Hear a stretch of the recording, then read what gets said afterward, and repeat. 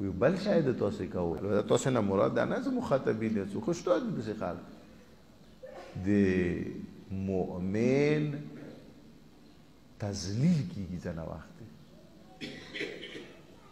مؤمن بے احترامی کیږي تذلیل دا چې هغه ذلیل شي 1000 روپۍ دې ورکوي 2000 روپۍ ورکوي ته فیسبوک نه ویر کې هغه شخصیت هغه پرسنالټي ته وګرځوله مو یو علماو نه یو عالم دین دی واورځي چې ته مو یو پټو ورواستولو څه پیسې راکړي وي دغه چوته ویر کوي فقراو ته ویر کا صرف مغه ته فوټو واستولو فیسبوک کې نه ذاتی واتس اپ نه مو ورواستولو ما ته میسج راوستولو ویل ته د فوټو ما ته ویل راوستولو ته د مؤمنینو تذلیل کوي د کار سره ډیره غوټه خبره ده ما ته تعذيب د پاره دا خبره وکړه چې ته دا کار ما کوه واقعا صحیح ویلا تذلیل د مدیر کو ان دا غریبان دي خدای غریب کړی دي امتحان ده دوی سره تذلیل ما کوه نه ور کوي سلواري ما کوه حق لري نه ور کوي لیکن دې طریقې سره ځنو مؤمنینو تذلیل ته دغه فوټو ور کوي ته دغه پوسټونه ور کوي ارجیجی کې غریب خیزلیږي شرمیږي عزت لري خدای عزت ور کړی دی فقر یا ور کړی دی او فقر عیب نه دی فقر شرم نه دی کچېرې فقر بادشاه پیغمبر په کار دی چې ټولو نه مالدار سړی پیغمبر چې نه لرل فقر عیب نه دی تذلیل ما کوئ سوشل میډیا باندې پرنٹ میډیا باندې نه پیغام الکترونیک میډیا باندې دغه خبره کوي ځنه کسان دوچ کی چې وکی او ماشاءالله ایوار 100 روپیا لیکي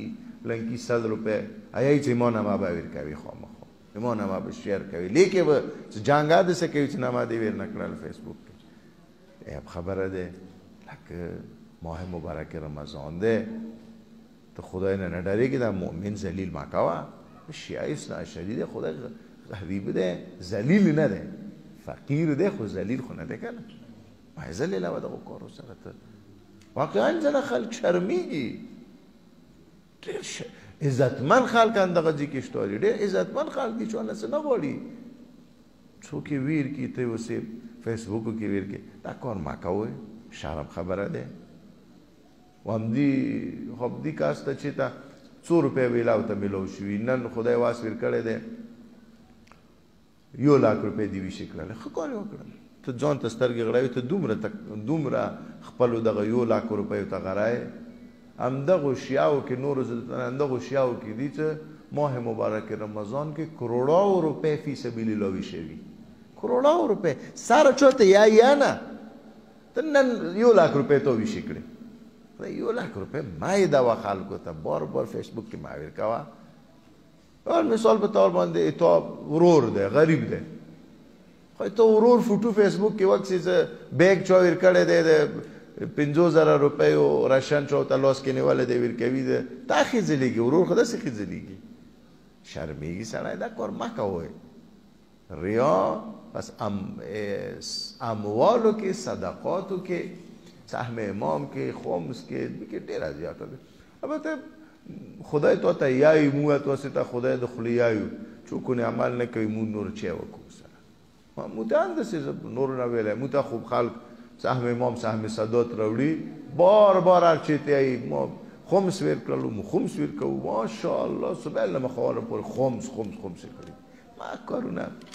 ثواب خدای سره مو ته څه پاته ما کې کار نشته بلکې مرجع تقلید کار نشته دته آیت الله لازم فلانکی ته نجاف توړي دا وی اوسه جی کیای ته ما خمس ور کړلو مقصد ما خمس پلانکای ده دستانکای خدای کار ده مو کار نشته ده خو تا ثواب هغه نه رسیږي هر زده خب تا جیب را ساکال تا خمس حساب کړلو 10 لک روپے دو وصل سهم امام سهم سادات ریک دی ور دکړل ثواب ده جیب نه د پیسې اوتلې او کدی د پاره وی خلک خبر شي ریا د پاره کوي ثواب خو اسید ته نه ملويږي سزا به ته ملو شي دیواجه نه ته ریا وکړه پس پام وکړه ریا نه کو